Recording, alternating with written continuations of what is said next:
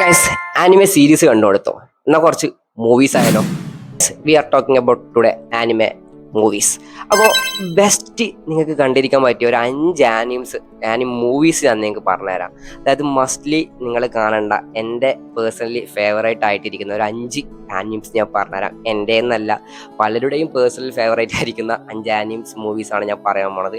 First one, ഞാൻ എപ്പോഴും പറയുന്നത് യുവർ നെയിം. ഞാൻ ആനിമയിലേക്ക് തിരിയാനും എൻ്റെ കൂടെയുള്ളവരെ ആനിമയിലേക്ക് കൊണ്ടുവരാനും പലരും ആനിമയിലേക്ക് തിരിയാനും കാരണം ആയ ഒരു മൂവിയാണ് ഈ യുവർ നെയിം എന്ന് പറയുന്നത്. അപ്പോൾ മസ്റ്റ്ലി ഈ ഒരു യുവർ നെയിം നിങ്ങൾ കാണാം. ബോഡി സാപ്പ് ഒക്കെ ഇഷ്ടപ്പെടുന്നവരാണെങ്കിൽ നിങ്ങൾക്ക് മസ്റ്റ്ലി ഇഷ്ടപ്പെടുന്ന ഒരു മൂവിയാണ് യുവർ നെയിം എന്ന് പറയുന്നത്. Second one, I want to eat your pancreas. So guys, ഞാൻ പറയുകയാണ്, ഇമോഷണലി നിങ്ങൾ ഡൗൺ ആയിരിക്കുകയാണെങ്കിൽ ഒരു കാരണവശാലും നിങ്ങളൊരു മൂവി കാണരുത്. അത്രയും നിങ്ങളുടെ ഇമോഷണൽ ഡെപ്തിലേക്ക് എത്തിക്കുന്ന ഒരു മൂവിയാണ് I want to eat your pancreas എന്ന് പറഞ്ഞു കഴിഞ്ഞാൽ. അപ്പോൾ ഞാൻ പറയാം, ഞാൻ കണ്ട് കരഞ്ഞ ഒരു ആനിമ മൂവീസിൽ ഉള്ളൊരു മൂവിയാണ് നമ്മുടെ I want to eat your pancreas എന്നുള്ളത്.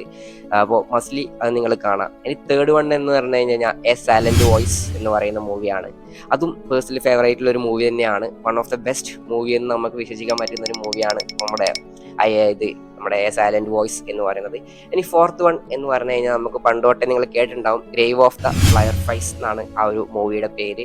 അതായത് നമ്മുടെ ജപ്പാനിലെ യുദ്ധവും അത് രണ്ടാം ലോകമഹാ യുദ്ധം എങ്ങാണ്ടാണ് അതിനകത്ത് അവർ പറയുന്നത്. അപ്പോൾ ആ ഒരു ഇത് വെച്ച് ഇറക്കിയൊരു മൂവിയാണ് നമ്മുടെ ആ ഒരു മൂവി എന്ന് വെച്ച് കഴിഞ്ഞാൽ. ഇനി നെക്സ്റ്റ് വൺ എന്ന് പറയുന്നത് 5 സെന്റിമീറ്റർ പെർ സെക്കൻഡ് എന്ന് പറയുന്ന മൂവിയാണ്. അതും വൺ ഓഫ് ദ ബെസ്റ്റ് മൂവിയാണ്. നമ്മുടെ ജപ്പാനിലെ നഗരവും അതുപോലെ തന്നെ കാര്യങ്ങളൊക്കെ വെച്ചിട്ടാണ് അതിൽ വെച്ചത്. ഒന്നും കൂടി ഞാൻ പറഞ്ഞിട്ടില്ലെങ്കിൽ ശരിയാകത്തില്ല. നെക്സ്റ്റ് വൺ എന്ന് പറയുന്നത് വെദറിങ് വിത്ത് യു എന്ന് പറയുന്ന റൈറ്റാണ്. ഞാൻ വിട്ടുപോയതാണ്, അതുകൊണ്ടാണ് ഇപ്പോൾ ലാസ്റ്റ് പറഞ്ഞത്.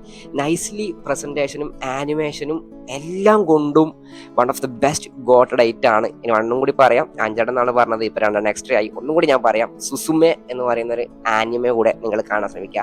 സുസുമേക്കകത്തൊരു സോങ് ഉണ്ട്, അതാണ് എൻ്റെ one of the best favourite song. അതുപോലെ തന്നെ ആനിമേഷന്റെ കാര്യം പറയുകയാണെങ്കിൽ one of the best animated ever എന്ന് നമുക്ക് വേണമെങ്കിൽ പറയാം. ഡീമൺ സ്ലെയർ മൂവിക്ക് അത്ര അടുത്ത് വരത്തില്ല, പക്ഷെ എന്നിരുന്നാലും one of the best anime graphics movie തന്നെയാണ്. സോ ഗൈസ്, ഈ ഒരു 7 മൂവീസ് നിങ്ങൾ കാണാൻ ശ്രമിക്കുക, നിങ്ങൾ കാണുക. അപ്പോൾ ഇനിയും ആനിമൽ റിലേറ്റഡ് കണ്ടന്റ് ആയിട്ട് നമ്മൾ വീണ്ടും വരും. ചാനൽ എല്ലാവരും ഫോളോ ചെയ്യുക. സോ ഗൈസ്, അടുത്ത കാണുന്നവരെ എല്ലാവർക്കും